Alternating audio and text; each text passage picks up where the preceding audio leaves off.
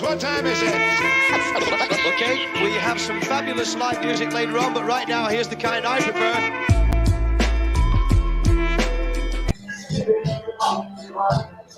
So this is your boy Styles here, and we are on WestCoastStyles.com channel, the OG WCR, and we got a special guest in the house today. We have the OG Arabian Prince in the house. Yes, Arabian sir. Prince, man, thank you for joining us today. It's a pleasure to have you on here. I've been a longtime fan, and I've been following you ever since the NWA days, man. I'm talking about going back to my teenage years when I was, when NWA first came out, man. I was listening to all that as a teenager.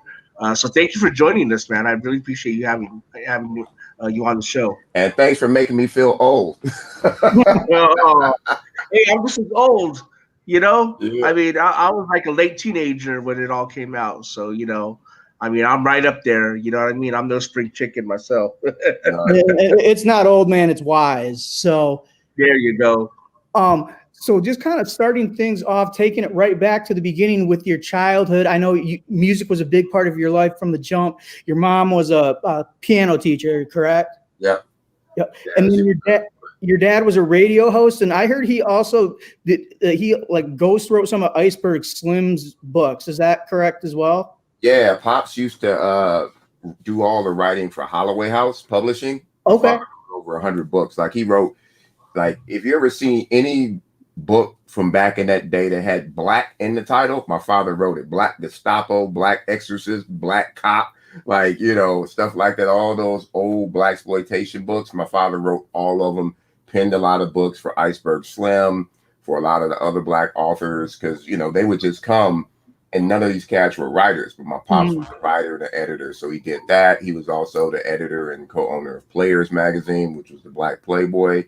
I can tell you stories from my childhood from that one, but yeah, man, wow. Yeah, crazy upbringing.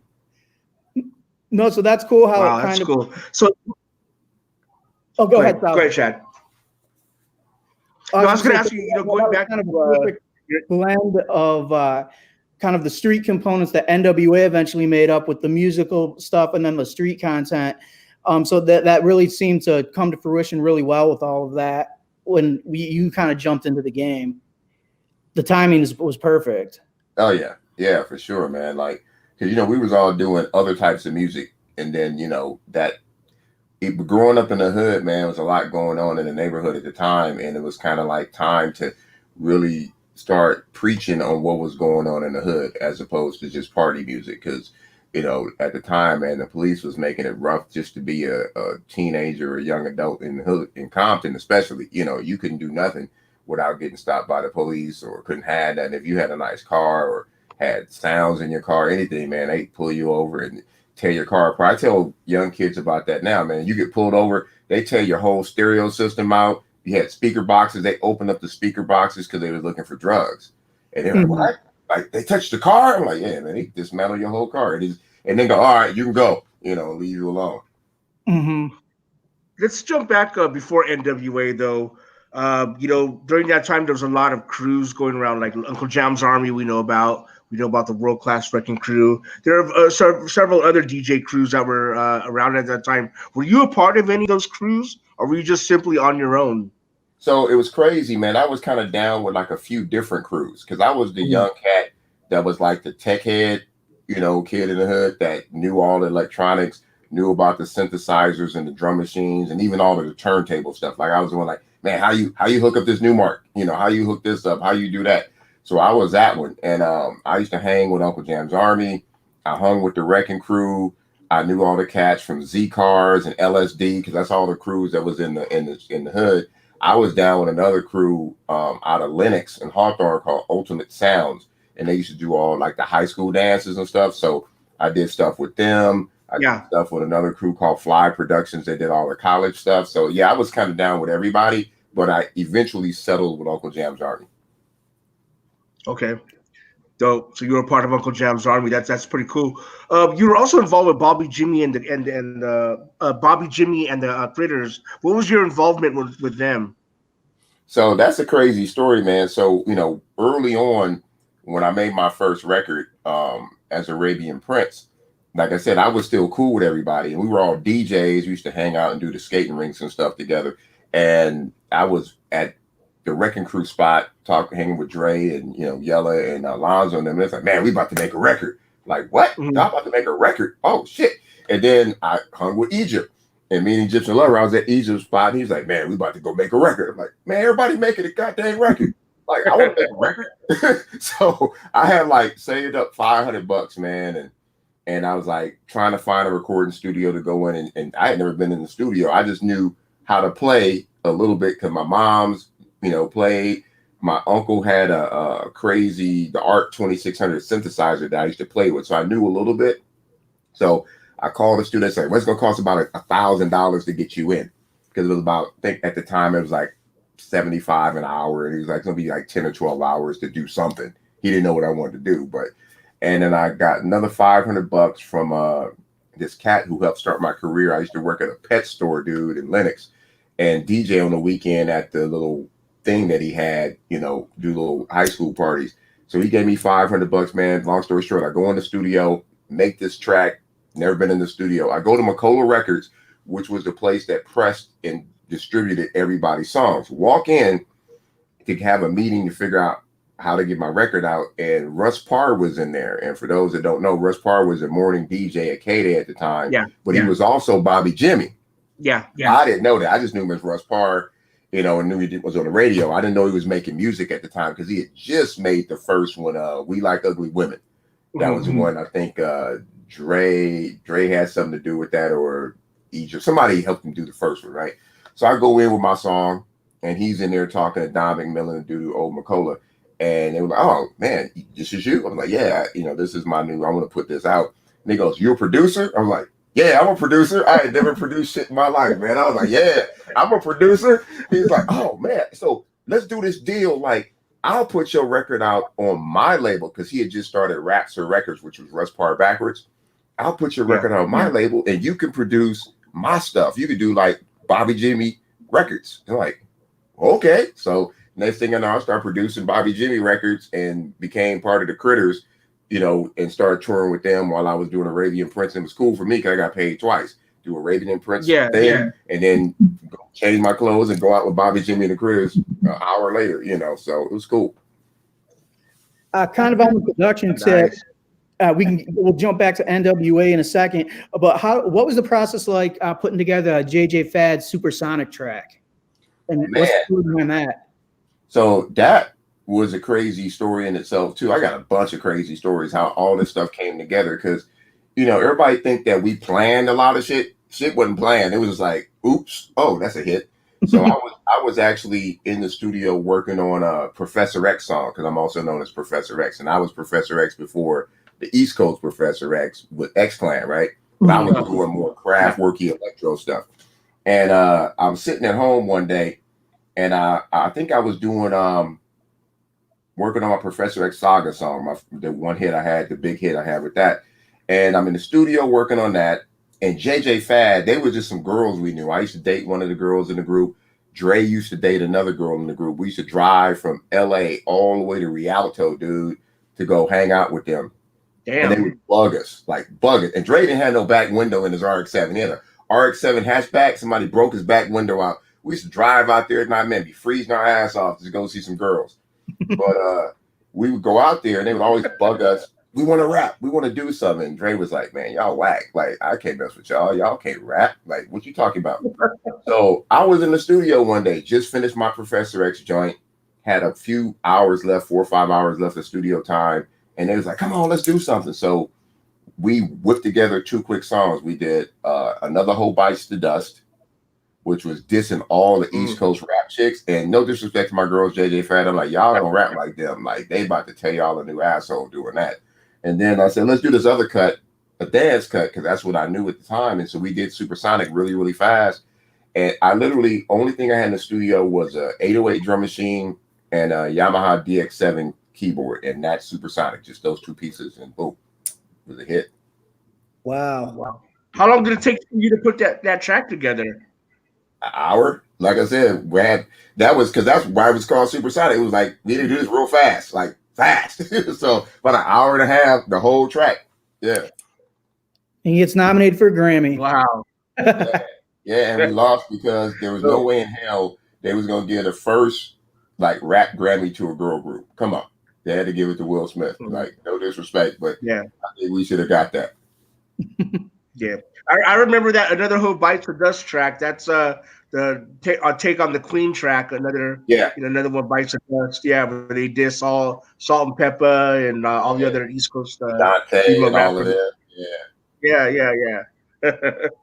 So let me ask you this: how exactly did you join NWA? Like, what was the process? Like, how? What are the details on how you became an official member of the crew?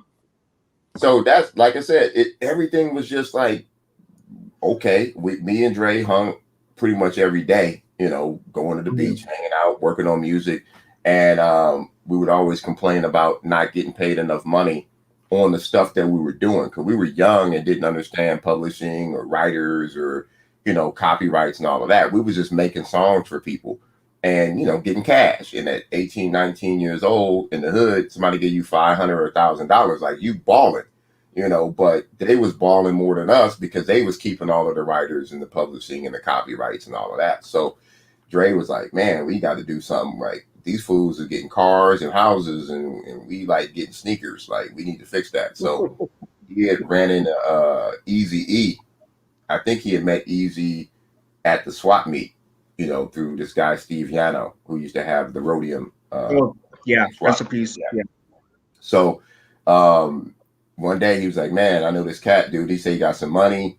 He want to get out of doing what he was doing because he was like the neighborhood pharmaceutical technician at the time. And that job wasn't, too prosperous. And I think one of his boys had just got killed. So he's like, I want to get out of this. So, yeah, we met up, man, and talked about it. And he was like, look, I'll put the money up.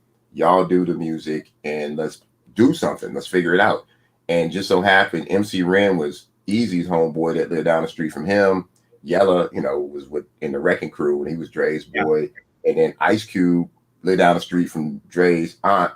And, we just kind of put that whole thing together and it just ended up being what it was because Cube was sent to Arizona to go to school and he came back in the summer. We was already working on stuff and it just kind of came together, man. And boom. Wow. Let me ask you about the song Panic Zone because that was on NWA and the Posse album. Which you were on as well. I've heard like Crazy D on his like Facebook say that song was originally Hispanic Zone. Is there any truth to that?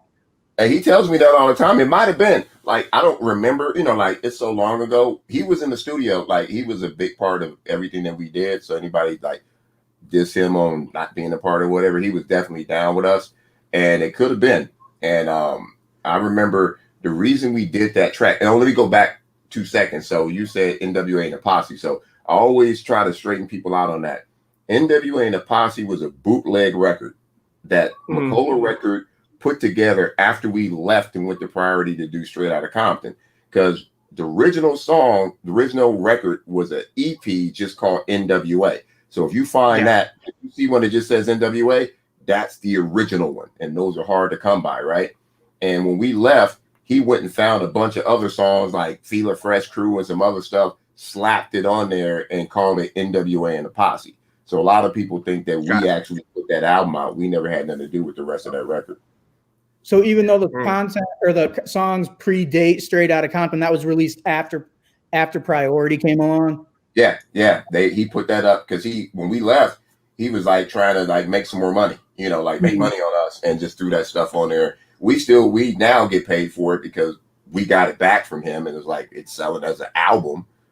Like, we'll just take it, just, keep the revenue from it. But Panic Zone was made because, as you remember at the time, there was really no gangster rap on the radio, right? Correct. And it was one of those things where you do an album full of motherfuckers, it's gonna be hard to get that thing played. So we knew that, especially me and Dre, all of us coming from that dance up-tempo party music sound, if we dropped a song like that to hit the radio, just to let people know we had an album coming out. So boom, Panic Zone was put out on that one, and then on the Straight Outta Compton was something to dance to, just to give like a little party track, just to say, hey, we here, go check the real shit out.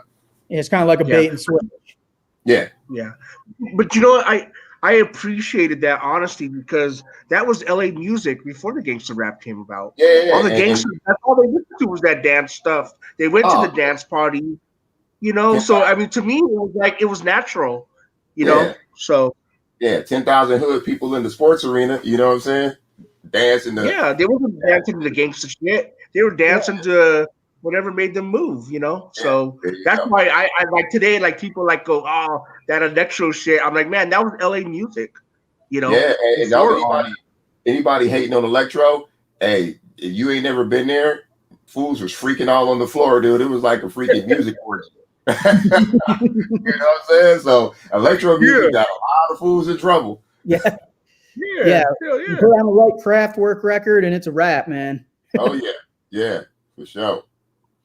With some of those NWA sessions, now one story that's been told a lot and depicted in Straight Outta Compton and has been talked about over the years is what it was like recording with Eazy-E and how he would do multiple takes and maybe even just do punch-ins, single lines at a time. What was your experience with all of that and seeing his recording process? Yeah, Easy wasn't a rapper at all. Like he didn't even want to rap, and like Cube tells it all the time that they made him do Boys in the Hood because it was actually written for a New York group that was trying to get put out, but they didn't want to do it because the New York group was like, what's a 6'4"? Like what y'all talking about? Like I don't know, like 40 act, what is that? Like we don't know nothing about this. So Easy got talked into doing the record, and he's got such a crazy voice. It was just getting him to do the cadence right. And it actually worked out better because he wasn't like a fluid rapper. So if you listen to it, it had like, it almost had like this country western twang to it because he was like always hitting the beat. You know what I'm saying? The boys in the hood are always hard. It was like he wasn't flowing on it. It was just like that. And that's what made it special. And I think that's what made him what he was. Why didn't Cube just record it? Actually, I don't know. I really don't know why Cube didn't do it. But I think he was still on the tail end of CIA at the time doing that stuff. And it was just, let's get him to do it. But like I said, he really didn't know about bars or verses or things like that. So he would rap and you would have to like go back and punch him in and always punch him because you could get the whole thing, boom, done. But after he, recorded it and got to learn it, he was cool, but it was just putting it down took a while. Well, with Easy, having to record so many takes, like I've been in the studio with rappers and I've heard them have to do like takes and things like, and I lose patience. And I'm like, God damn it, man. I can't, I don't know. How do you guys handle like hundreds of takes and things like that? It's incredible to me, Yeah. Hey, but you got to get it done. You got to get paid. Got to get that food, man. We was hungry, Shad, why don't you go ahead and continue the interview, bro? Sure, no problem. Another, you can't talk about NWA and not talk about Fuck the Police. Now, I've heard different origin stories of this song. I've heard Dre say that it was inspired by something where him and Eazy were going around shooting a paintball gun. And then I've heard another story where Cube just said it was kind of just general social commentary. What's your recollection of how that song came to be? I think it's a little bit of both, honestly. But like the tensions were high in Compton, because I remember anywhere we went, man, we was always getting harassed by the police. Anytime you go to the Compton SWAT meet, it was always, some issues with the police. And I remember, man, we came back from a show. This was before NWA, it was like Wrecking Crew, Arabian Prince. I think it was the Dream Team. All of us were touring together. And police was sweating us because we had pagers and cell phones back when black people weren't supposed to have pagers. Only doctors and lawyers had pagers and cell phones, but we had them, and they were sweating us for that, like thinking we're drug dealers. So, I think it was a lot of both what you said, but also just the fact that fools just got tired of it and had to talk about it. Now, you also were one of the first ones to kind of bring or put a light on some of the contractual disputes that were going on, and you parted ways with the group before anybody else did. What was it that caught your eye that maybe basically everybody else would have missed, or that they did miss that you didn't? Yeah, so I always, try to get people to understand, because some people even still to this day, man, you was stupid, man. For why'd you leave NWA on Straight Outta Compton? I'm like, I'm on the album cover and I still get my checks. Like, what y'all tripping on? Like, I'm supposed to stay and get ripped off. We supposed to be a gangster rap group. We getting ripped off by some white dude, right? That ain't gangster, So my thing was, I was the only one in the group who was a solo artist before, right? So I had done my own record deal. I had my own records, I used to get my own royalties. So I knew what royalty statements were. I kind of knew about, like, okay, you sell X many records, you're supposed to get this money at this time. And we knew McCullough Records had been ripping us off anyway. So my homeboy, Unknown DJ, I was going to give a shout to him.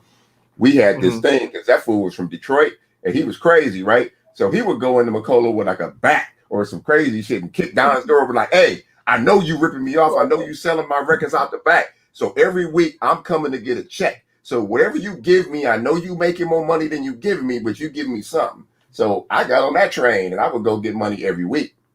So when we got to the Ruthless thing, I had brought Supersonic to Ruthless. That was the first gold record on Ruthless Records, right? And I did that song, $400 to do that record. I put it out on Dream Team Records first, because Rudy and Snake and all of them was my boys, and I did a lot of stuff with them. And they had the hit. Like, if anybody was in LA back then and you remember, man, and I got to give shouts to them on that. I was at the drive-in, dude. I was at the drive-in movie.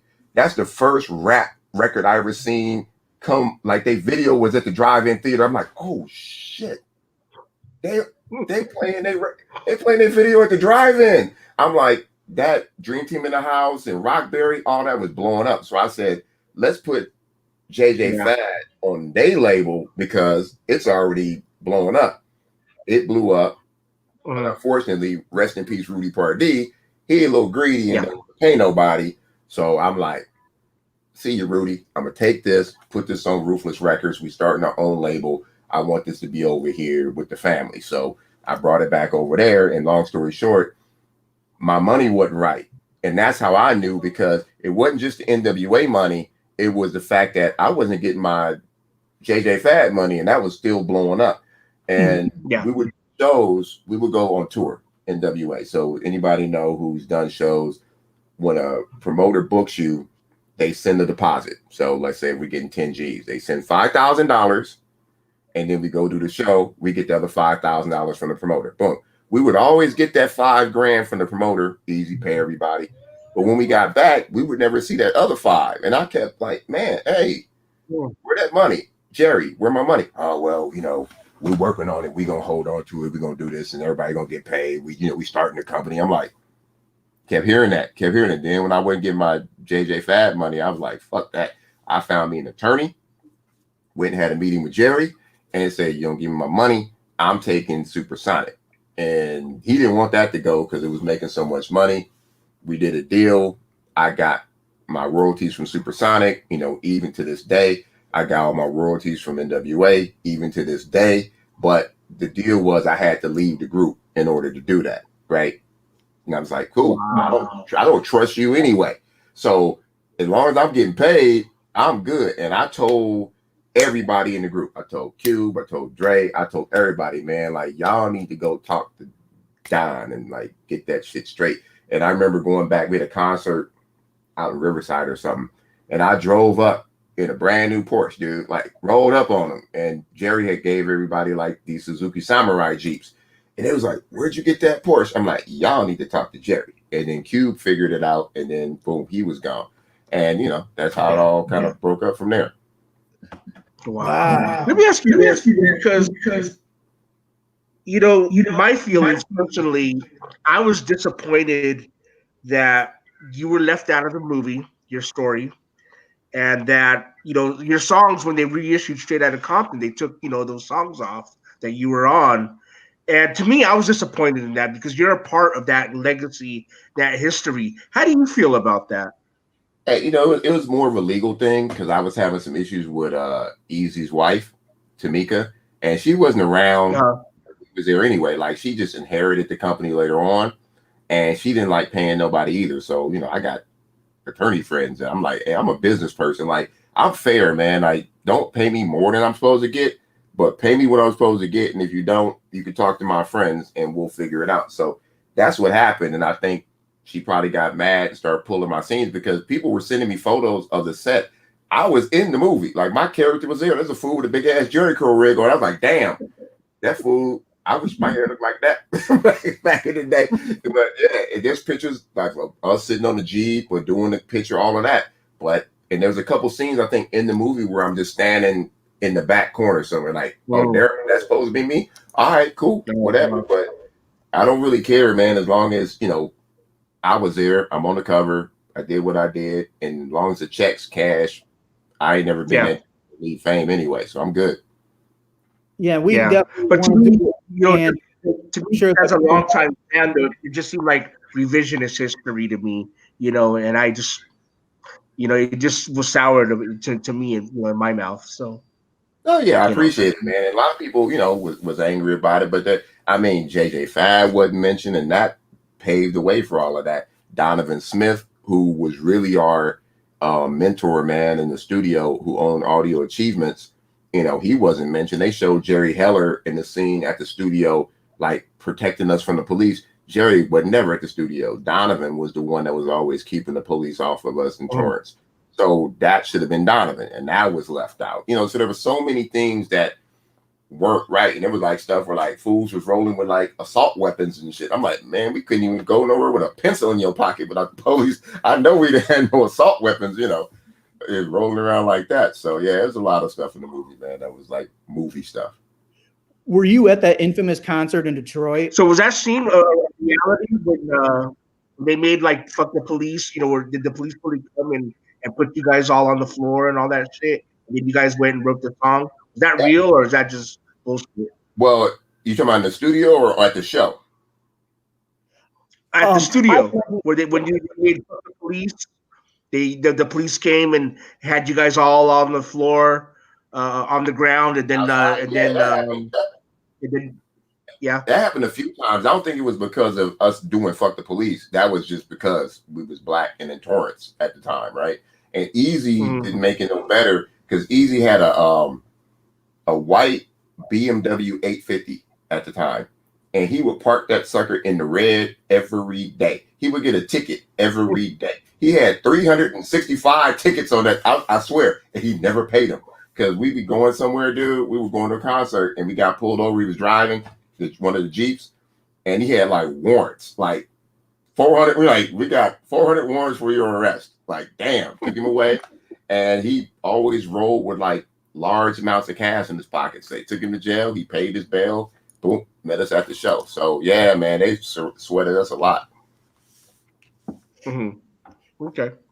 Shad, you had more questions? Yeah, I think. Sorry about that. I think we were kind of running together there for a second. What I was saying, were you at that infamous show in Detroit that's depicted in the movie? Yeah, and that show, and there was another thing that happened in Tennessee. There was a lot, like whatever happened there was replicated a few different times because it was one of those things where rumors would get out like, oh, NWA's coming here, and you get to the airport and be like the scene from the Blues Brothers, police in the terminal, like waiting for you. Like, damn, you can't sing "fuck the police" here. Oh, okay, well, all right, go do the show, sing "fuck the police." They get kicked out the city. But yeah, it happened over and over. Wow. As an album, Dre said in 1993, he actually said he wasn't a huge fan of Straight Outta Compton. He said, quote, "I threw the thing together in 6 weeks so we could have something to sell out of the trunk." What did you think of the album? Hey, it was dope. And I'm going to tell you like this. So, and I think the same thing happens with like a Tupac or whatever, because people like, man, like, that's the greatest shit I ever heard. Like, what the hell was y'all thinking when y'all made that record? And I always tell people we was trying to figure out what we was going to eat for lunch. Like, we had a burrito spot, literally a Mexican restaurant behind, connected to the studio. And we was having fun, man. A bunch of young cats in the studio having fun making music. And yeah, I think that if we had more money, because a lot of it, the reason was thrown together, because like you said, we was trying to get it out to get some money. You know, so the faster you did the record, everybody split up the records. That's what happened. You do the record, get it pressed, everybody split the records up. You take them to the swap meet, you take them to, you know, the record store over here, you hit that record store over there, whatever you sell, that was the cash in your pocket. And we never had contracts early on. It was just homies. And then later on, Jerry Heller got involved and took advantage of the fact that we didn't have contracts. And, you know, yeah. Let me ask you this. Have you ever wondered what your life would have been like had you stayed with the group? Has it ever hit your mind like, man, if I stayed with this, you know, life would have been like this or like that? Has that ever crossed your mind? I would have made less money. That would have crossed my mind every day. I would have made a lot less money because, I mean, and, you know, everybody's done well for themselves after the fact, you know, especially Dre and Cube. And if you think about it, Dre didn't leave Ruthless with a lot of money. Cube left Ruthless with nothing. He went and started his own thing, you know, and that's what I did. And, you know, if you look at it, splitting nothing 6 ways is not as good as making all the money. So, you know, I didn't have a platinum hit, but, you know, when I put my records out, I sold 300,000 to 500,000 copies and I kept all the money. And for me, most of it was independent money. And that's what I figured out. And that's why I kept doing the electro stuff, like the Professor X stuff and all of that, because that's where the money was. And I'm like, am I into this for fame and like a rep, or am I in this to make money? And I started realizing, like, in Europe, you put out a Kraftwerk sounding song, dude, you could sell 100,000 copies in a week and keep all of that money. So instead of me getting 85 cents a record barely from a major label that's recouping everything, I'm making $10 an album cash, you know, like they just sending me checks. So if I sell 100,000 records, I'm making $1 million. If I sell 100,000 records on a major, I'm getting dropped. So I kind of, I'm a businessman. I look at it math. So even to this day, I'm still dropping Professor X songs and stuff like that because it's free money for me because it's easy to do. Yeah. Well, I'm glad you brought up your music because I was a young teenager and I had just gotten my first job, and I'm sitting there at work and I was listening to K-Day on my headphone sets. They let me listen to the radio, and I heard She's Got a Big Posse. And man, that was my jam for the whole summer, you know, hook, you know, and all that. You know, let's talk about that for a second. Talk about She's Got a Big Posse for me, please. Dude, I love that song. So that record was interesting, man, because I had just, you know, left NWA, and EMI was like, hey, we want to, you know, sign you. We got this new label. It's kind of a more urbanish label called Orpheus. And that's what Compton Most Wanted was on Orpheus as well. And I'm like, cool, whatever. So they gave me a big advance. I'm like, damn, this is more money I ever made in my life on at, you know, over Ruthless.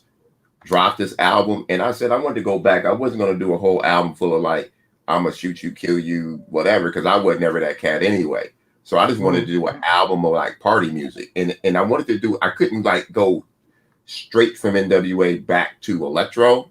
And electro, I already had Professor X. That was tight, you know, so that was that.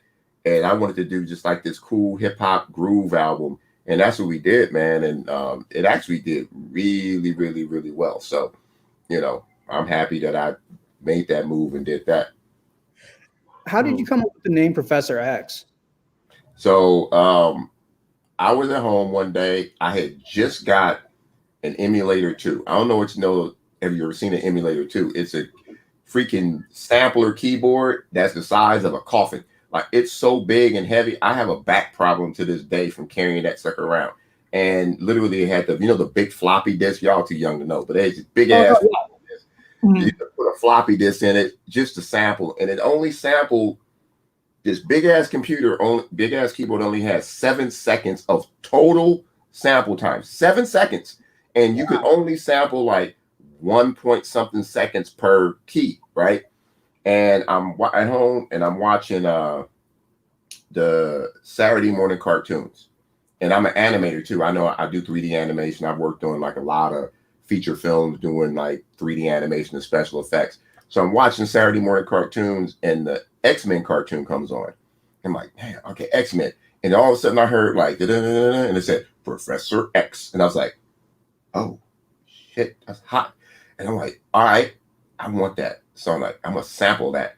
But I had to wait a whole week till the next Saturday. Because, back then there wasn't no DVR. You could rewind it or whatever. So I had to wait till the following week, have my stuff set up. And I don't even think I had like a thing where I could record it on the VHS at the time either. And I just, as soon as it got to that part, I hit sample and got the Professor X. And then I just built a song around that and put it out under Professor X. And then my boy, Unknown DJ, and my other homeboy, DJ Slip, we all got together and called ourselves the X-Men and put a bunch of records out like that. Mm-hmm. Let me ask you this. Do you keep up with anybody these days? Do you ever talk to Dre or Cube or Ren or anything? Or is it just no talking to anybody, I talk to... What does it look? Yeah, I talk to Yella and Ren the most. I talk to Yella, once every month, or Ren. I might talk to Ren more than Yella now. Ren, Yella. I talk to Dre probably once a year. It's always random. Like somebody will hit me up, like, "Hey man, guess who's here?" You're like, "Oh, what's up?" like that. And then we exchange the numbers because he got like 400 numbers. So he's like, "Hey, take my number down, man. Hit me up." I'm like, "All right, I'm gonna hit you because you two." You like Howard Hughes. Like, what I'm gonna call you for? Because you got like 900 people calling you a day. I'm a C-list celebrity, and I don't have enough time in the day to answer all my calls and messages. So I know he all messed up. But I talk to him once a month. And then Cube rarely. We live in the same neighborhood now. It's so funny. Cube just moved to my neighborhood. So I run into, like, before COVID, I would go to a restaurant and somebody be like, "Hey, Cube was just here." I'm like, that's funny. I'm like, yeah, tell that fool he down the street from me. So yeah. Mm-hmm. That's good. There's like no hard feelings and things like that. Nah. Like, yeah. Nah. Okay. I didn't even have hard feelings against Jerry Heller. Like, I've always had this thing, man. I'm a grown ass man. I got my big boy pants on. Once I figure out who you are, you know what I'm saying? Once I figure out who you are and what you're about, if I keep fucking with you, then it's my fault. You know what I'm saying? If I let you rip me off again, it's my fault. Because I ended up going back and working on the second JJ Fad album at Ruthless. But I made sure my contracts was tight and my deal was good. But I ain't never had a problem with nobody. Mm-hmm. How did you transition over to video games? Yeah, so when we used to tour, we used to roll around in this big ass 18-passenger van, right? And we would go drive. Like, I remember the first time we got the van, we drove to Seattle from LA. And in the snow and the ice and the rain, I never got that, But we would stop off at malls, and it was the craziest scene that we would mob through the mall all in Raiders gear, right? And nobody and we'd be in like South Dakota walking around in the mall like that. People was like, "What the hell is this?" Like, it's a gang. They're just like walking through. They tell us we had to, like, couldn't walk together. Like, y'all need to split up. Like, what? And you guys can't walk in a group like that. You need to, like, split up. I'm like, I never heard nothing like that. So, but we used to, like, do that, and we would go to arcades because arcades was hot in the 80s, right? Go to arcades.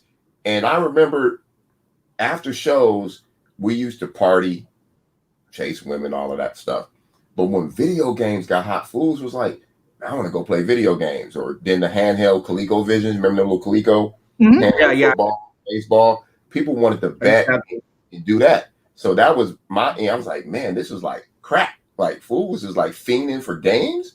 I need to learn this. And I was already a tech guy. Like, I already had computers and was doing that because you needed to really be a computer dude to do sequencing and MIDI and SMPTE and all that stuff back in the day. So I taught myself how to code, taught myself how to do sprite animation and then 3D animation, man, as a hobby. And next thing I know, dude, I did all the visual effects on the first series of Power Rangers. I did Casper, Addams Family, Silver Surfer, all for Saban Entertainment. And then we were doing all of the Fox Kids stuff. And I found out Fox Interactive had a video game division. I went over there and was like, hey, I want to make video games. Next thing I know, I'm making video games. So I've been doing it for 35, almost 40 years now. Wow. What's your biggest video game? I would say, well, the biggest name. So it's kind of split. So I worked on all the Simpsons games that were huge, right? Worked on the Simpsons games, worked on all the King of the Hill games. I worked on the Lord of the Rings stuff, worked on some of the Blizzard stuff, worked on I think here's the funny part though. The biggest game titles were probably Barbie. Because Barbie is bigger than anything. I don't care what you think. Because they asked me when I was at Fox, it was like, all right, we want you to head up one of the game titles, right? And it was like, what do you want to work on? And they had all this Crash Bandicoot and all these different games. I'm like, well, what's the biggest title y'all working on right now? And they were like, Barbie. I'm like, done. And I had like a desk, dude, with like pink Barbie stuff all over my desk. And I was like, they're like, say something. Say something about my desk. Well, yeah, man, I worked on a lot of stuff, man. And it turned more lucrative than music, you know, so. So when you say you worked on a Simpsons game, did you work on that iconic arcade game? Because if so, I owe you a debt of gratitude because that's a big part of my childhood. Yeah, we worked on that. Worked on that one. Worked on Simpsons Hit and Run. Worked on all the King of the Hill games, man. Like, yeah, we hit them all. Nice. Okay. So are you completely done with music? I mean, you know, do you ever get into the studio and then produce and do all that good stuff or what? Hey, every day I'm still doing stuff like either producing or, you know, working with artists or dropping more top secret stuff. And the funny thing is I've done hits over the years that nobody know I had anything to do with because I figured out the game. Yeah, I figured out the game. I figured like this. If somebody wants to pay me to do a beat for them, a lot of money, just so they can put it out, I'm like, go ahead. Like, here, take this. And I got hit.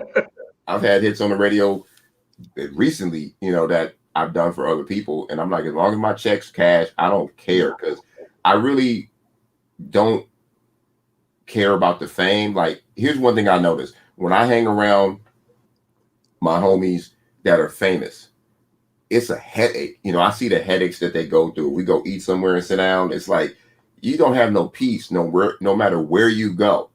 I go somewhere, ain't nobody bother me. Every now and then somebody be looking at me like, man, you look familiar. Like, did I go to school with you or something? They seen me, you know what I mean, somewhere, but it ain't like they know me unless you're just a big fan and you couple people, this old white lady once was like, Arabian Prince? I was like, what? And she wasn't that old. She was my age, but she looked older. And she's like, I got all your records. I was like, oh, snap. Like, all right, cool. But I go play, man, I play basketball, golf, walk in the mall, walk down the street. Don't nobody bother me. And that's what I like. Nice. Shad, do you have any more questions? Because I'm good, but if No, I had just kind of one, just kind of bringing it full circle. You were talking about music today, and this is within the last couple years. But what did you think of the Fergie's her whole Fergalicious and sampling Supersonic, and kind of to piggyback on that, kind of a part two of that question? Did you have any interaction with Will.i.am when he was at Ruthless? What was he like? So I never knew him when he was at Ruthless, but he's the homeboy. Like, we cool, man. I always say when I do something, somebody asks me, I like to thank Will.i.am and Fergie for using Supersonic. That actually was a very lucrative deal that went down there. And also, people don't even know, like, the third verse in Rap God is Supersonic. Mm-hmm. And that blew up too. I got that on. I got plaques on my wall for that. And I'm like, what? I'm getting paid from who? Eminem for what? Oh, really? All right. Like, go ahead. Like, it's crazy. Yeah. And the funny thing I tell people, man, I teach music business classes, like before COVID. I teach music business classes at Point Blank Music Academy. And I tell these up and coming music cats, like, you know, if you really want to be in this business and make money, like, if you're in it just for fun, that's fine. But if you in this for a career, and like these rappers, like, always talking about their money, but a lot of these cats that's flossing their money, that's got all this stuff they spending, their business ain't taken care of. They don't do copyrights. They don't do all of their stuff, their publishing and all of that. You got to take care of that first, because if you take care of your publishing, talk to my boy. I talked to him the other day, Sir Mix-a-Lot. Sir Mix-a-Lot, if anybody want to know anything about how to make money in music, talk to Sir Mix-a-Lot, because that fool, like Baby Got Back and all them songs, like, people don't even know that what's that song? The Pussycat Dolls, Don't You? Yeah. That's Swass. And he will tell you, Swass is one of the worst songs he ever made. Like, he didn't even like that song. And that's Don't You. Yeah. And he made more money off of freaking that than a lot of the stuff he's ever done. So as long as you got your business taken care of, man, you're going to make money forever. Like, we were Supersonic was the title song for the Sonic the Hedgehog movie this past year. So it just keeps giving. $400, man, turned into that. So who knew? Yeah. Wow. Arabian Prince, thank you once again. On School Styles. You're a legend. I consider you a legend. So hey, man, I'm old, and y'all just need to get a grip on that. It's all good. Well, thank you. And what's next for you? Like, what's on the horizon for you? Well, since you just happen to ask that, so I've been in the tech space for a long time. I actually have a COVID company with some partners in the biotech space now because I dabble in tech startups and stuff like that and investments. So I'm doing that. I just actually launched a PC company, a streaming PC company. And if you ever go on Twitch or watch some of these DJs who are streaming, like Jazzy Jeff is using a computer that we took care of. Z-Trip, the Beat Junkies, who else we got using my system now? We just shipped the system to Little John. So all of these DJs are using me and my partner EVGA. They're using our computer system to stream on because we're building these systems for DJs and streamers now, because that's the new world. Is you got to learn how to do this to make money since we can't go out and perform. So my new company is called GOAT. I put it backwards on this shirt, but it's called GOAT with 3 G's. And that's the new PC company, man. And it's actually blowing up, man. We moved a lot of PCs, and I haven't even really launched the company yet. It's just like all by word of mouth.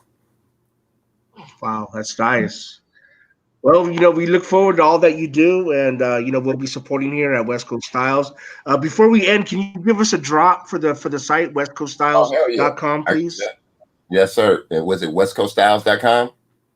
Yes, sir. Yes, sir. Okay. Yo, it's your boy OG Arabian Prince from the world's most dangerous group, NWA, and I'm here with my homies from West Coast Styles, putting it down 24/7. Peace. Thank you once again. We appreciate you. Have yourself a wonderful night, and thank you all for tuning in. Yes, sir. Y'all be safe, man. Stay away from them zombies. Hey, you too. Thank you so much. All right, man. Take care. Peace. What time is it? Okay, we have some fabulous live music later on, but right now, here's the kind I prefer.